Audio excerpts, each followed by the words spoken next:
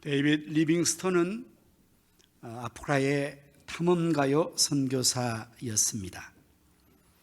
아프리카 사람들은 이렇게 고백했습니다. 당신이 오시기 전에는 우리가 어둠 가운데 살았는데 당신이 가신 후 우리는 빛 가운데에서 살아갑니다. 그렇습니다. 리빙스턴은 아무개 대륙 아프리카의 희망의 생명의 비전의 빛을 밝혀준 생애를 살았습니다. 그가 마지막 잠비아에서 마지막 생을 마감했을 때 그를 발견한 그 상황은 침대 곁에서 기도하는 자세로 운명하여 있었다고 합니다. 그의 시선 썩지 않게 보존하기 위해 심장과 내장을 제거하노리에 땅에 잠시 묻었다가 1874년 4월 18일 영국 웨스트민스터 사원에 그를 안장했습니다. 그는 한 생애 동안에 아프리카의 노예 무역 제도를 반대하고 투쟁하고 노예들에게 자유를 주기 위해서 삶을 이루었을 뿐 아니라 주의 복음을 전하여서 수많은 사람들을 주님께로 인도하여 영원한 생명을 얻게 했습니다. 이 리빙스턴의 어릴 적에 일하는 참으로 우리에게 감동을 더하여 줍니다. 그가 교회에 출석했던 그 교회에서 선교 헌신 예배를 드렸습니다. 그때의 예배 순 따라서 헌금을 하는 시간에 헌금을 드리게 됩니다. 우리는 들어올 때 여러분의 헌금함에 다 자율적으로 넣으셔서 하나님 앞에 봉헌해 드렸습니다만 실제적으로 예배 시간에 헌금 순서가 되어서 직접 헌금을 드리는 그러한 순서를 갖는 경우도 많이 있습니다. 지난 연말에 우리가 필리핀에 가서 두 교회를 입당하는 예식을 우리가 함께 진행하고 왔습니다. 저는 마땅히 교회들이 헌금을 선교금을 많이 보냈잖아요. 그런데 그 예배 시간에는 그래서 참석하는 사람들에게 헌금 순서가 없으리라고 생각을 했습니다. 그리고 우리 성도님들이 목사님 헌금하는 게 있습니까? 없습니다. 그랬어요. 그런데 웬걸 헌금 순서를 선교사님이 만들어 놓은 것입니다. 갑자기 헌금을 하게 됐겠죠. 그런데 이 헌금 시간에 헌금을 드리는 그 헌금하는 그 순서를 진행을 보고 큰 감동이 됐습니다. 그것은 어떤 것이었는가 하면 헌금함을 앞에 놓고 참석한 모든 그 자리에 있는 예배 인원들이 한 줄로 서서 순서를 기다리며 자기가 직접 나와서 헌금을 넣고 들어가는 것입니다. 여러분, 그 시간이 얼마나 많겠어요? 만약에 지금 우리가 그렇게 한다면 아마 예배 시간 전체가 반은 차지하고 말 것입니다만, 그런데 그 시간이, 그 드리는 모습이 정말 큰 감동이 됐었습니다. 하여튼 헌금하는 모습은 여러 가지로 할 수가 있습니다. 그런데 외국에서는 헌금을 할 때 우리는 헌금 바구니나 또는 주머니를 돌리긴 하는데 거기는 쟁반으로 아예 해서 돌립니다. 은쟁반과 금쟁반을 헌금할 때 옆으로 돌립니다. 그럼 어떻게 되겠어요? 거기에 헌금 넣는 게 다 노출돼요. 금액이.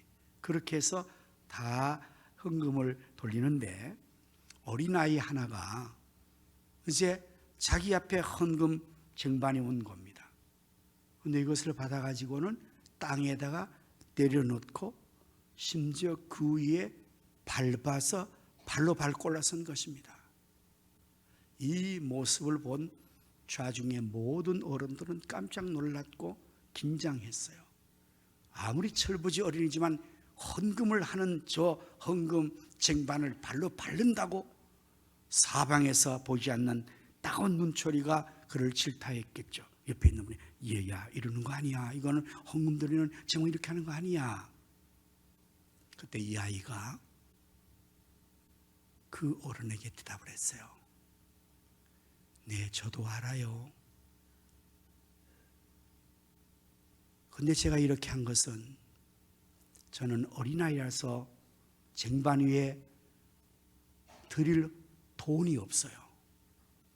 저는 그래서 저 자신을 하나님께 드리기 위해서 제가 이 쟁반 위에 나를 드린 겁니다 라고 얘기를 했어요. 그 얘기는 또한 완전 모든 어른들을 감동시켜서 반전을 시켰어요. 우리는 가진 돈의 일부를 드릴 뿐인데 저 아이는 자기의 전 생애를 하나님께 드린다고 저런 행동을 했으니 너무 기특하고 너무 감동이 된 것입니다. 바로 그 아이가 데이비드 리빙스턴이었습니다.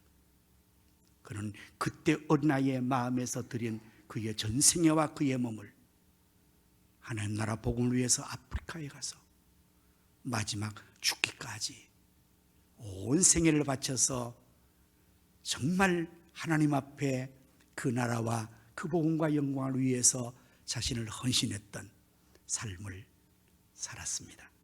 오늘 주제가 있는 예배 헌신 예배를 드리면서 본문의 말씀을 중심으로 헌신이 비전입니다 라는 제목으로 말씀을 준비했습니다. 2025년을 시작하면서는 지금 계속해서 주일마다 비전에 대한 시리즈 설교를 하고 있죠. 첫 번째 주에서는 여러분 무엇이 비전이라고 설명을 했습니까? 부흥이 비전입니다. 둘째 주는 지난주에 기도가 비전입니다. 오늘은 헌신이 비전입니다 라는 제목으로 말씀을 준비를 했습니다. 본문의 내용은 여러분이 너무나 잘 알고 계시는 오병이어의 내용입니다. 본문 13절 이하의 말씀을 우리가 다시 한번 확인하겠습니다. 13절에 보면 예수께서 들으시고 배를 타고 떠나사 따로 빈들에 가시니 무리가 듣고 여러 곳로부터 걸어서 따라간지라. 예수께서 나오사 큰 무리를 보시고 불쌍히 여기사 그 중에 있는 병자를 고쳐주시니라.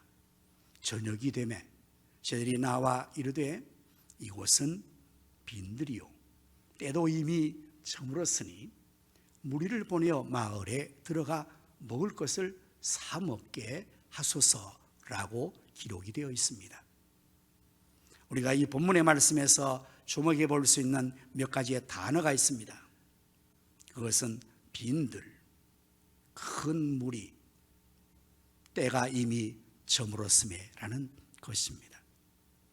여러분, 이 세 단어를 통해서 우리가 느끼는 느낌은 어떤 것입니까? 여러분 어떻게 느끼십니까? 빈들, 큰 무리,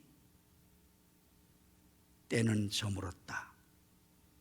이것은 매우 심각한 어려움의 문제를 직감하게 하는 표현들이 아니겠습니까? 예수님 당시에 예수님 주변에 이렇게 많은 무리가 주님을 늘 따라다녔습니다. 이들은 어떤 분류의 사람들이었을까요? 오늘날로 말하면 홈리스들, 집이 없는 사람들이에요. 직업이 없는 사람들이에요. 먹을 것이 없는 사람들이에요. 바로 이러한 사람들이 소위 일도 할 게 없고 집도 없고 아무도 없으니까 그저 주님 뒤를 따라서 늘 그렇게 모든 사방에서 큰 무리가 모여왔던 것입니다. 그들에게 예수님께서는 말씀을 전하시고 거기에 있는 병자도 고쳐주시고 그렇게 주님께서 하고 있는 동안에 이미 해가 져서 때가 저물어 버렸습니다. 사람들이 모이면 언제나 심각한 문제는 먹는 문제이죠. 우리는 먹어야 되니까요. 그래서 이 문제가 심각하게 이제 대두했습니다. 저들이 말합니다. 선생님, 날이 이미 저녁고 이곳은 빈들이라 이 무리들로 하여금 가서 먹을 것을 사 먹게 해 주십시오. 하십시오. 라고 제안을 한 것입니다. 그때 예수님께서 16절 말씀에서 뭐라고 말씀하시는가 하면 예수께서 이르시되 갈 것 없다. 너희가 먹을 것을 주라고 말씀하셨습니다. 사랑하는 성도 여러분, 빈들이요 큰 무리가 지금 모여 있어요. 때는 저물었습니다. 저는 생각할 때 이거 우리 해결할 수 없다 해서 그냥 돌려보냅시다. 각자 알아서 사먹게 합시다 라고 제안했는데 예수님께서는 갈 것 없다. 너희가 먹을 것을 주라고 말씀을 하셨는데 여러분, 과연 쟤들이 그 큰 무리에게 먹을 것을 줄 수가 있겠습니까? 제자들이 그 문제를 해결할 수 있겠느냐는 말입니다. 소위 오늘날 이 문제는 민생의 문제이지 않습니까? 이 민생의 문제를 쉬 해결할 수가 있을까요? 이 본문의 말씀을 요한은 요한복음 6장에서 다루는데 그 요한복음에서는 내용이 조금 다릅니다. 예수님께서 한 제자를 지목하십니다. 그 제자는 빌립이었습니다. 주님 이렇게 말씀합니다. 빌립아, 이 많은 무리에게 먹을 것을 어떻게 해줄 수가 있겠냐? 이렇게 빌립에게 주님께서 문제를 던지세요. 그때 빌립이 대답합니다. 주님, 200데나리온의 떡이 있어도 모자랄 판입니다.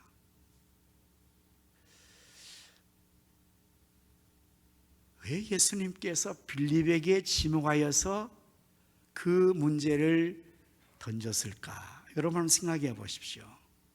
12제자가 있습니다. 그 중에 평소에는 언제나 베드로가 수제격으로 나서고 모든 것을 주도해 왔어요. 그런데 예수님께서는 베드로에게 말하지 않아요. 시몬아, 이 문제 어떻게 하면 좋겠냐? 이렇게 말하지 않고 빌립에게 말씀하시는 이유는 어디에 있었을까요? 미루짐작컨대 빌립이 지행에서 계산이 매우 빠른 제자가 아니었는가 생각을 해봅니다. 어쨌든 그때 200데나리온의 돈이 필요하다고 계산이 나왔어요. 일단 소위 견적이 나온 겁니다. 200데나리온은 얼마나 많은 돈인지 여러분 아십니까? 1데나리온은 오늘날 장정의 하루 품삯입니다. 기초급여의 시급으로 10,000원 정도를 잡으면 이거는 80,000원에서 100,000원의 하루 일당이 지어지는 거죠. 이게 200을 곱하니까 2,000,000원을 가는 겁니다. 엄청난 돈이에요. 민생의 문제는 언제나 간단하지 않습니다. 이번 구정에요, 지자체가 모든 우리 국민들에게 자별로 돈을 준대요. 근데 그게 다 다릅니다. 20만 원, 30만 원. 근데 전라도는요 100만 원씩 준대요. 우리 모두 전라도 가서 돈 받으면 좋겠어요? 그건 돈이 많은 동네인가 봐요.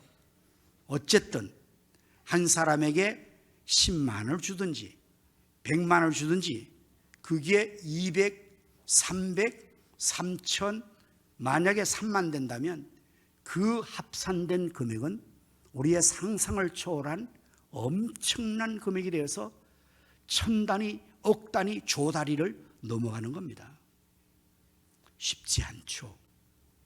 간단하지 않습니다. 과연 쟤들에게 200데나리온의 돈은 있었겠습니까? 2,000만 원이 그들의 재정이 있었겠습니까? 어림없습니다. 그러면 또 하나 문제는 그 돈이 있으면 그만큼의 떡을 어떻게 사옵니까? 갑자기. 여러분, 이 많은 음식은요 한꺼번에 오다가 되질 않습니다. 갑자기 달려가서 200명 주세요. 안 됩니다. 미리 준비 다 해놔야 됩니다. 그런데 지금 여기는 어디라고 말합니까? 빈들입니다. 때는 어느 시점입니까? 저물었습니다. 이미 가게가 오픈이 아니라 클로즈 된 겁니다. 빈들입니다. 모든 상황에서 도무지 해결할 수 없는 어려운 난처한 상황에 놓여 있음을 우리가 이 말씀에서 얼마든지 직감할 수 있습니다. 비전이 없습니다. 꿈도 없습니다. 2025년 하나님은 우리에게 새로운 해를 또 한 번의 기회로 주셨지만 우리의 현실은 여전히 빈들이요. 때가 저문 것처럼 희망이 없을지 모르죠. 근데 문제는 큰 무리가 남아있어요. 민생의 문제가 그대로 남아있어요. 여러분의 가정의 하나의 가정 단위로만 봐도 지금 여러분의 가정은 어떤 상태입니까? 빈들입니까? 아니면 충만하게 모든 것이 있는 좋은 조건에 여유가 있는 것입니까? 이거 해결하기 힘들어요. 그런데 예수님께서는 갈 것 없다, 보낼 것 없다, 너희가 주라고 말씀을 하고 있으니 저희들로서는 뭐 어떻게 할 수가 없으니 그래서 그 안드레가 정에 이 보리떡 5개 물고기 2마리를 가지고 온 것입니다. 17절 말씀 이하의 말씀을 보시면 본문의 말씀에서 저희들이 이르되 여기 우리에게 있는 것은 떡 5개 물고기 2마리 뿐입니다. 여러분, 그것도 누구 것입니까? 어린아이의 것입니다. 제자들 것도 아닙니다. 아마 주님께서 이거 어떻게 해결할지 해결해봐라 그러니까 그들 중에서 빌립은 계산을 그냥 견적으로 뽑아냈고요. 그리고 안드레는 뛰어나가서 먹을 게 없나 하고 아마 찾았을 것입니다. 그리고 아이에게 있는 그 아이의 도시락 분량에 보리떡 5개 물고기 2마리를 가지고 주님께 와서 주님, 우리가 있는 게 이것뿐입니다. 여기에 대해서 요한복음 6장 9절에서는 이것이 이 많은 사람에게 얼마나 되겠습니까? 라고 말해요. 그렇습니다. 아니 지금 이 무리, 큰 무리에게 보리떡 5개 물고기 2마리 이게 뭘 얼마나 되겠다고 그걸 가지고 왔느냐 이 말이에요.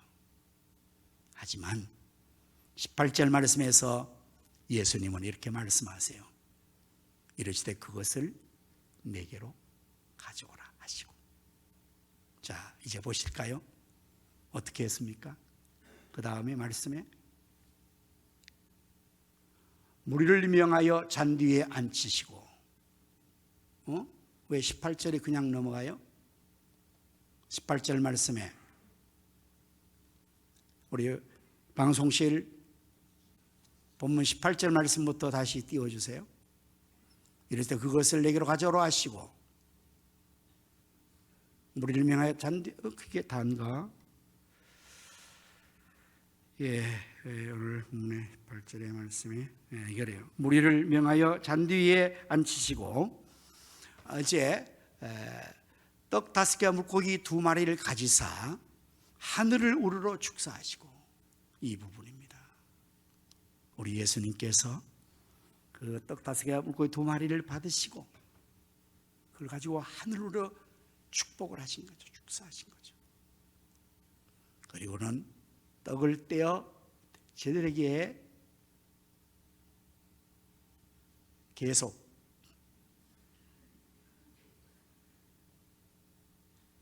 주심에 제자들이 무리에게 주니 다 배불리 먹고 남은 조각을 12바구니에 차게 거두었으며 라고 되어 있어요. 왜 헌신이 비전이라고 말하는 것일까요? 지금의 상황은 어떻습니까? 그들은 빈들이요. 큰 무리가 있어요. 때는 저물었습니다. 200데나리온은 2천만 원이 필요한데 그것도 있어도 떡을 못 사요. 현재의 상황으로서는 전혀 해결을 볼 수 없는 비전이 없는 상황인데 그 상황이 비전의 상황으로 바뀐 것은 이 보리떡 5개와 물고기 2마리를 주님에게 드리니 주님께서 그걸 하시고 축복하여 주심으로 말미암아 떼어 주시니 거기는 모든 무리가 다 배불리 먹고 남은 조각이 12광지로 됐다는 겁니다. 여러분, 이 보르닥스 물고기 두 마리는 가난한 아이의 점심 아니면 도시락 분량에 불과해요. 그 아이가 그걸 먹고도 배를 못 불릴 정도의 아주 빈약한 것입니다. 적은 것입니다. 그런데 이것을 예수님께 드렸더니 이 아이 외에 몇 명이 먹다고 하나 21절에 보니까 이 먹은 사람은 여자와 어린이 외에 5,000명이나 됐다고 그랬어요. 어느 곳에나 무리가 모이면 거기에 여자들이 많을까요? 남자들이 많을까요? 지금 우리 교회 지금 예배실에 여자가 많을까요? 남자가 많을까요? 여자가 몇 배나 많습니다. 그리고 이렇게 몰려다니는 이런 데는요, 아이들도 버글버글합니다. 여러분, 지금 선교 현장 가면요, 진짜 막 그냥 아이들이 막 그야말로 볼때같이 몰려들어요. 거기에 뭘 나눠준다? 그러면 난리도 아닙니다. 난리도 아닙니다. 막 수를 셀 수가 없어요. 그러니까 이 5,000명은 유대인의 계산법에 남자 장정만을 친 거예요. 나머지 여자와 어린이까지 다 하면 2만 명이 넘는다는 계산이 또 나와요. 자, 그러면 보르닥스 물고기 두 마리는 한 아이의 한 명의 분량에 그것도 부족한 것이었는데 하나였습니다. 이걸 예수님께 드릴 때 예수님께서 축복해서 계속 떼어주시니까 2만 명이 먹었으나 몇 배의 열매가 나타난 거면 2만 배가 나타난 거예요. 그걸로 끝이 아닙니다. 플러스 알파. 뭐가 있어요? 12광주리가 남은 거예요. 무한대를 말하는 거죠. 헌신이 비전인 것은 우리가 적은 것을 가지고 부족한 것이고 어려운 상황 속에서 우리 스스로 해결할 수 없을 때 그것을 주님에게 드리면, 하나님께 드리면 주님께서 그것을 축복해 주실 때에 그 축복의 역사로 말미암아 놀라운 비전이 성취된다는 사실을 말하고 있는 것입니다. 인간사의 세상의 모든 삶은 여러분 어떻게 경험하고 오셨어요? 언제나 이 상황이 이 세상의 상황입니다. 1950년대나 2024년도나 양상은 다르지만 언제나 이 세상의 상황은 빈들이에요. 그리고 거기는 엄청난 큰 무리가 언제나 민생의 문제로 대두되고 있습니다. 그런데 또한 거기는 때가 저물어버려요. 거기에 인간들은 속수무책으로 그 상황과 환경 조건을 파괴해 나갈 수가 없어요. 해결해 나갈 수 없어요. 2025년도 우리가 새해를 맞이했습니다만 이 새해 우리의 삶의 현장도 마찬가지일 것입니다. 우리 스스로가 너희가 먹을 걸 주어라. 어떻게 우리가 줍니까? 우리가 뭘 가지고 있습니까? 돈도 없습니다. 모든 것도 없습니다. 우리는 할 수 없습니다. 그러나 주님에게 나의 작은 것을 드리면 주님이 그것을 축복해 주셔서 이 모든 사람들을 만족하게 하고 배불리게 하고 민생의 문제를 완전하게 해결해 주는 역사가 나타나게 되는 것이므로 헌신이 비전입니다. 이러한 스토리는 구약에 또 있습니다. 아하방 시대에 아하방이 이세벨 왕후의 게임 빠져서 여호와의 신앙을 버리고 바알을 섬기게 되었습니다. 우상을 섬기는 그 백성들을 하나님께서는 진노하셔서 3년 6개월 동안 하늘의 문을 닫으셨습니다. 이 땅에 비도 우로도 내리지 않았습니다. 이슬도 내리지 않습니다. 팔레스틴의 땅 지형은 하늘에서 비가 내리지 않으면 모든 생명체는 다 말라 죽습니다. 3년 6개월 동안 하나님께서 하늘을 닫아서 비도 이슬도 내리지 않은 이 땅에 있는 모든 것들은 다 죽음의 직전에 놓여있고 황폐하게 그지없었습니다. 나라가 완전히 폐망하게 된 것입니다. 그러니 백성들의 형편이 말할 필요 없이 어려워졌겠죠. 그때 하나님께서 엘리야 선지자를 한 땅으로 보내서 그때 그 곳에서 한 여인을 만나요. 선지자가 여인에게 말을 겁니다. 선지자 무엇합니까? 나뭇가지를 줍고 있었죠. 이제 제가 이 나뭇가지를 쥐어다가 집에 가서 가루에 있는 한 움큼의 가루와 한 방울의 기름으로 마지막 떡 한 조각 만들어서 내 아들과 나눠 먹고 죽으려고 합니다. 이 정도의 상황이 온 거예요. 양식 다 떨어졌어요. 가루에 가루도 없고 기름도 없고. 그때 선지자가 아주 이상한 제안을 합니다. 여인이요, 그 떡을 만들어서 먼저 나에게 주고 가서 만들어 먹어라. 여러분 어떻게 생각하십니까? 지금 여인이 뭐라고 선지자에게 대답을 했습니까? 자기 집에 통에 가루가 넉넉하게 있다고 했습니까?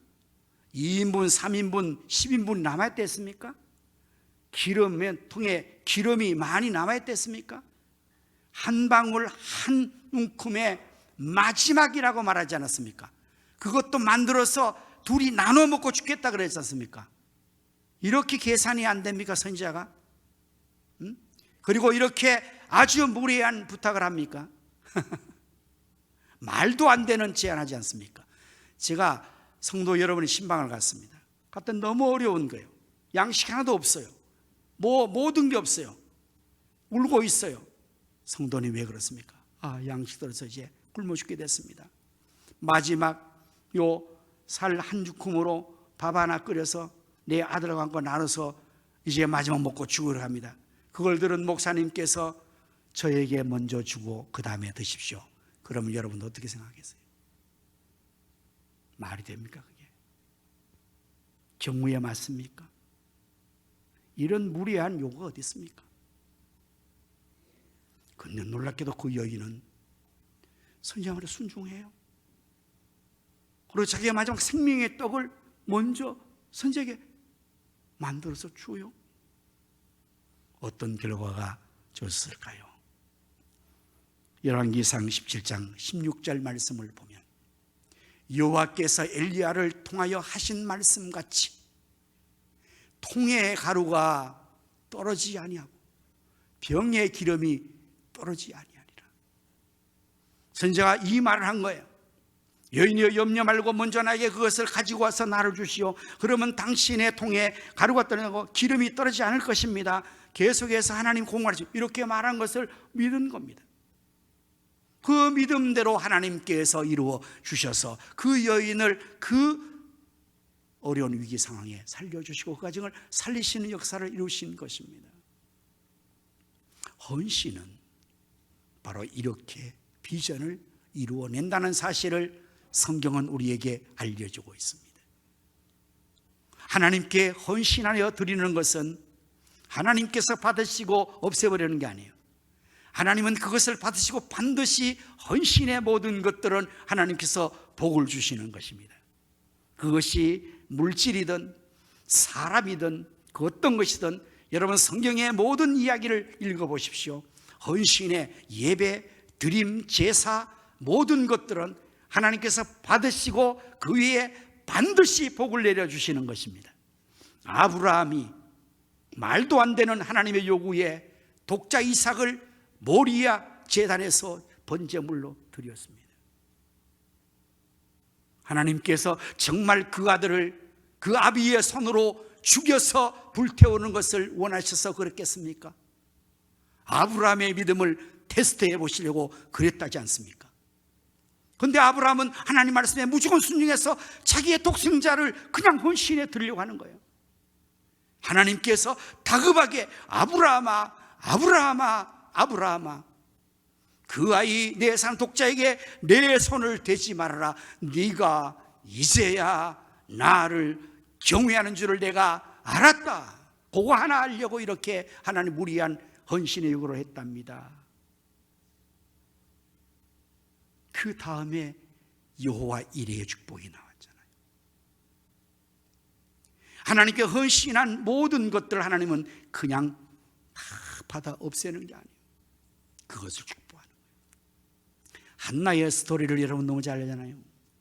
한나 여인이 결혼했습니다. 아이를 낳지 못했습니다. 그에 분인 나는 아이를 낳고 그 여주인을 학대하고 무시하는 겁니다. 여러분들 이 가운데에서 우리 성경에도 보면은 이 한 남자의 다른 여러 여자들을 하게 하는 일부 다처제의 제도가 나오긴 해요. 얼마나 그게 여인들의 입장에서는 정말 고통스럽습니까? 이렇게 되니까 한나가 막 너무 속상한 것입니다. 자기가 본 주인인데 그 분인나가 여종이 그렇게 되어서 먼저 아이 낳고 막 학대하니까 하나님 나가서 날마다 통감하며 막 하나님 앞에 그 원통한 사정을 아뢰지 않습니까? 그때 하나님 여호와께서 한나의 기도하는 모습을 보셨어요.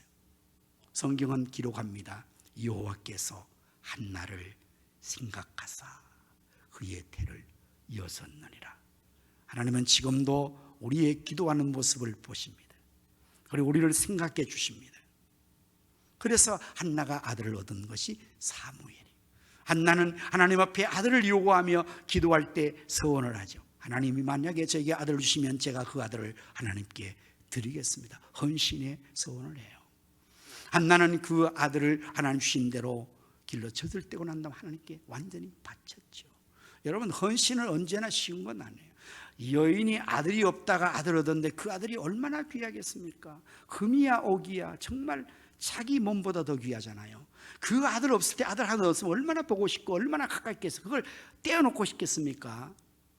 그러나 한나는 하나님 앞에 약속한 대로 그 아들 사무엘을 하나님 헌신의 약속으로 드렸을 때 하나님이 사무엘을 받으시고 어떻게 그를 축복해 주셨을까요?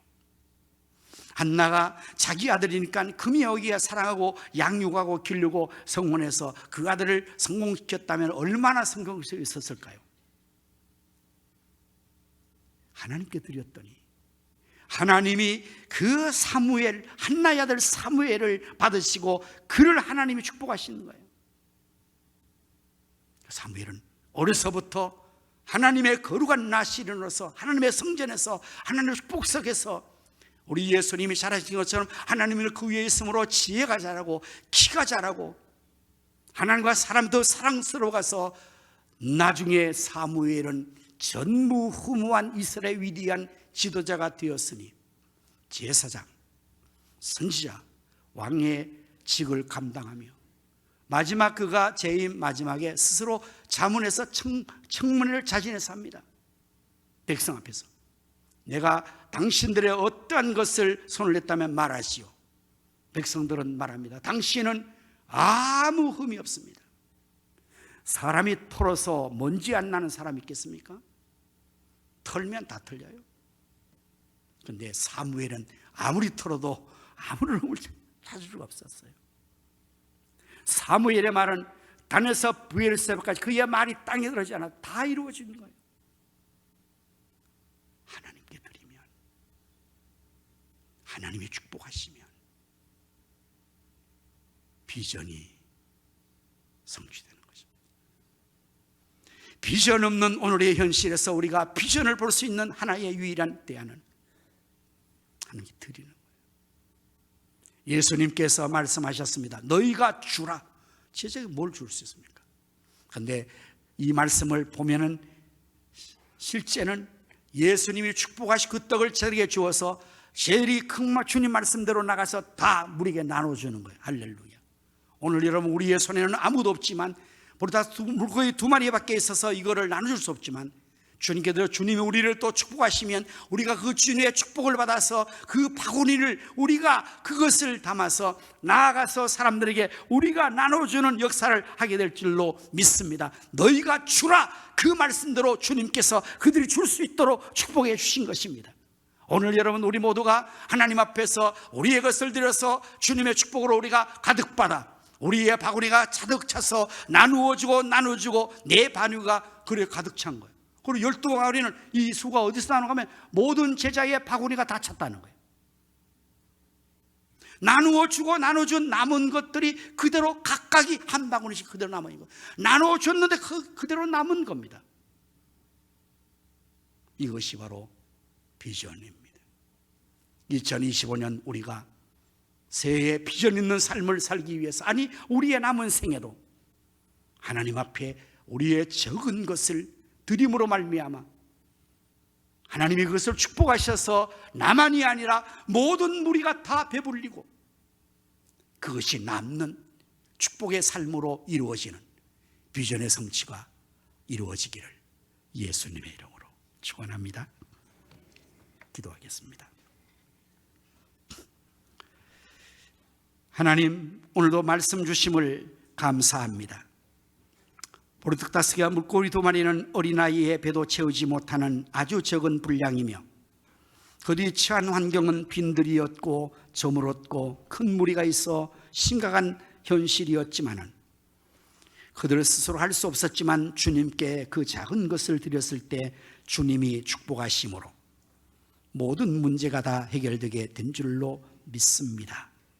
헌신이 비전임을 믿고 우리 하나님 앞에 우리의 모든 것들을 드려 하나님의 복을 받음으로 아버지 경제 문제가 해결되게 하여 주시고 질병 문제가 해결되게 하시고 민생 문제가 해결되게 하시고 가정 문제, 교회 문제, 사회 문제, 나라의 문제도 해결되게 하여 주시옵소서. 주님이 축복하여 주옵소서. 예수님 이름으로 기도드립니다. 아멘.